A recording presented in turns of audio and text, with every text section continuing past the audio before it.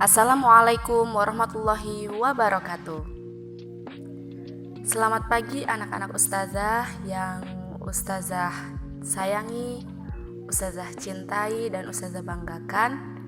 Bagaimana kabarnya hari ini? Semoga kita semua dalam keadaan sehat walafiat. Amin ya robbal alamin. Langsung saja, materi tema kita pada hari ini adalah tema 1 pembelajaran 4 halaman 46. Seperti yang telah ustazah sampaikan di pertemuan atau di pembelajaran sebelumnya, nah ini tentang segi banyak dan bukan segi banyak. Segi banyak dibedakan menjadi 2, yakni segi banyak beraturan dan segi banyak tidak beraturan. Masih ingat kan?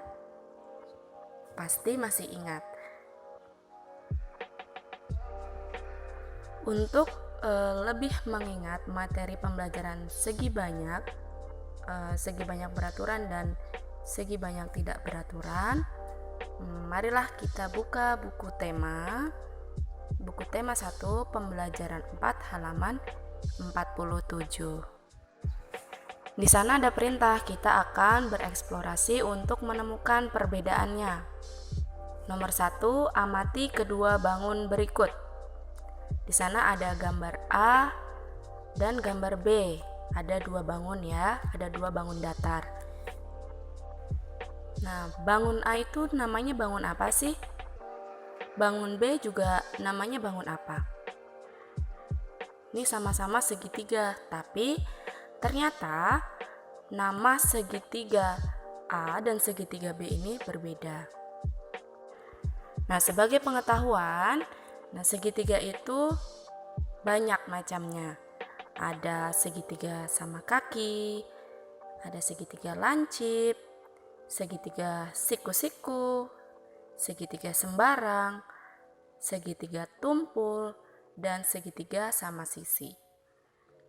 Nah, kira-kira di antara macam-macam segitiga tersebut, segitiga A dan segitiga B dinamakan segitiga apa?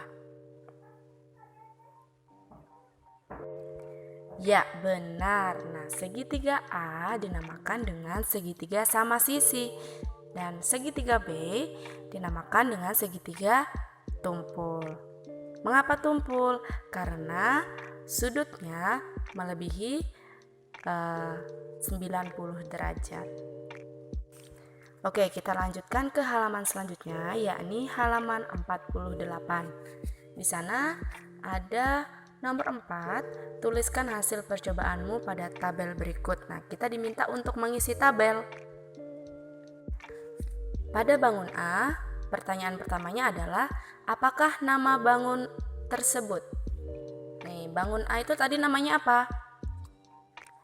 Ya, bangun A bernama segitiga sama sisi. Nah, kita bisa tulis di kotaknya segitiga sama sisi. Nah, kemudian ada berapa banyak sisi? Ya, namanya segitiga, pasti ada 3 sisi. Coba kita cek. Buka ke halaman 47-nya. Ada 1, 2, 3. Jadi 3 sisi. Kemudian pertanyaan selanjutnya, apakah panjang semua sisi sama? Nah, dilihat, apakah sama? Ya, pada bangun A, panjang semua sisinya sama. Nah, kita bisa tulis ya di kolom tersebut, pada tabel tersebut. Nah, pertanyaan selanjutnya, ada berapa sudut? Sudutnya ada 3. Apakah besar semua sudut sama? Ya, besar semua sudut sama. Bisa dilihat di gambar A. Di sana ada bagian yang berwarna putih, itu menandakan semua sudutnya sama. Kemudian kita lanjut ke bangun B. Apakah nama bangun tersebut? Tadi sudah dijelaskan bahwa bangun tersebut bernama segitiga tumpul. Kemudian pertanyaan selanjutnya, ada berapa banyak sisi? Jelas, namanya segitiga, dia memiliki 3 sisi. Apakah panjang semua sisinya sama? Apakah sama?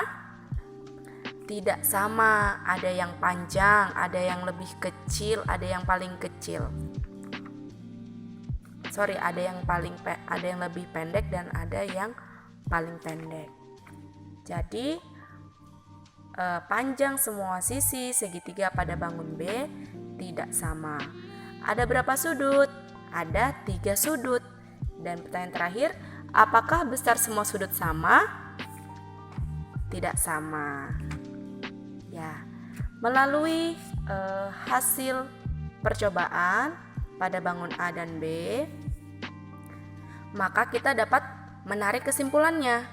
Kesimpulannya adalah, bisa kita lihat di bawahnya, segi banyak beraturan mempunyai seluruh sisi dan sudut yang sama besar. Diingat-ingat ya, segi banyak beraturan mempunyai seluruh sisi dan sudut yang sama besar. Kemudian kesimpulan selanjutnya, segi banyak tidak beraturan mempunyai panjang sisi dan besar sudut yang tidak sama. Ini harus diingat-ingat, segi banyak tidak beraturan mempunyai banyak sisi dan besar sudut yang tidak sama. Kemudian kita beralih ke halaman selanjutnya, yakni halaman 51, part Ayo Membaca, di bagian Ayo Membaca. Di sana terdapat teks bacaan ya, berjudul Tari Kipas Pakarena. Nah, apa sih yang harus kita lakukan? Nah, di sini kita diminta untuk mencari atau menemukan manakah gagasan pokok dan manakah gagasan pendukung.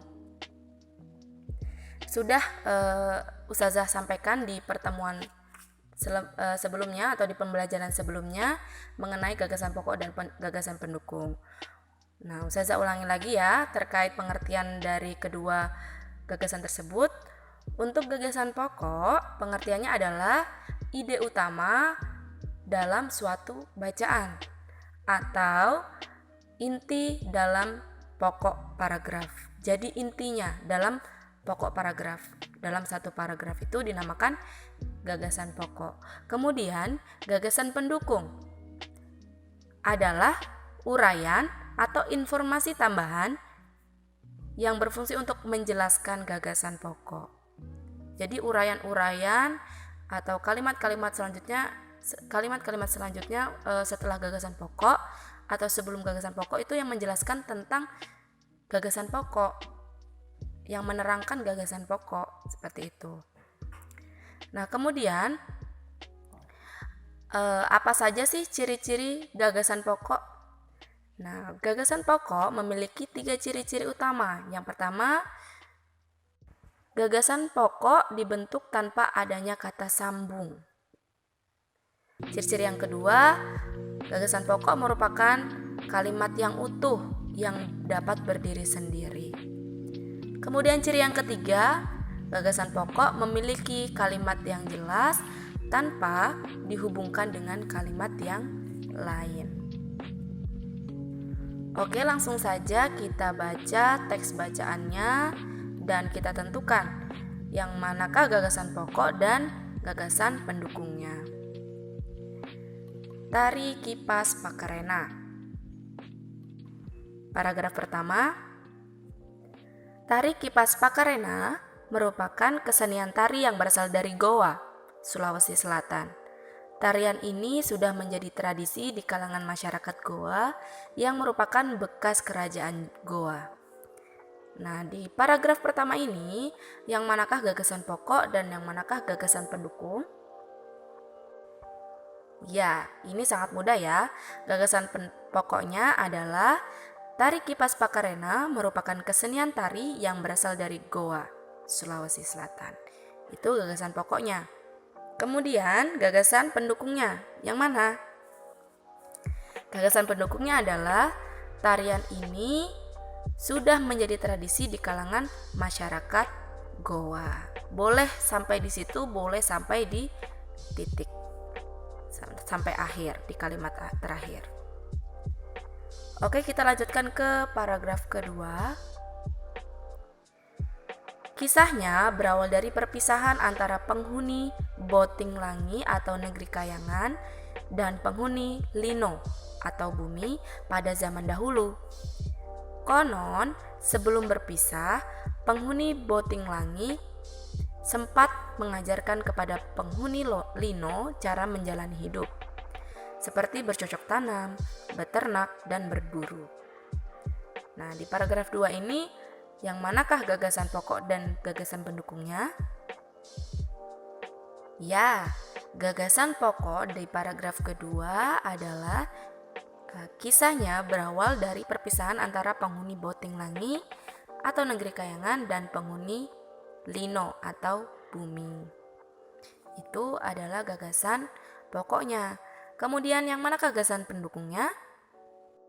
Gagasan pendukungnya adalah penghuni Botinglangi sempat mengajarkan kepada penghuni Lino cara menjalani hidup. Nah, itu gagasan pendukungnya. Kemudian kita lanjutkan ke paragraf ketiga. Cerita itu diabadikan dalam gerakan tarian. Makna gerakan tarian Kipas Pakarena seperti gerakan berputar searah jarum jam melambangkan siklus hidup manusia. Gerakan naik turun mencerminkan roda kehidupan yang kadang berada di bawah dan kadang di atas. Cara menari yang lembut mencerminkan karakter perempuan Goa yang sopan, setia, patuh, dan hormat. Secara keseluruhan, gerakan tari ini mengungkapkan rasa syukur. Nah, yang manakah gagasan pokoknya? Gagasan pokoknya adalah cerita itu diabadikan dalam gerakan tarian. Kemudian, gagasan pendukungnya yang mana? Gagasan pendukungnya bisa dari setelah kalimat pertama atau setelah kalimat gagasan pokok. Itu dimulai dari makna gerakan tarian kipas sampai ke kalimat akhir. Secara keseluruhan gerakan ini mengungkapkan rasa syukur, itu disebut juga dengan gagasan pendukung.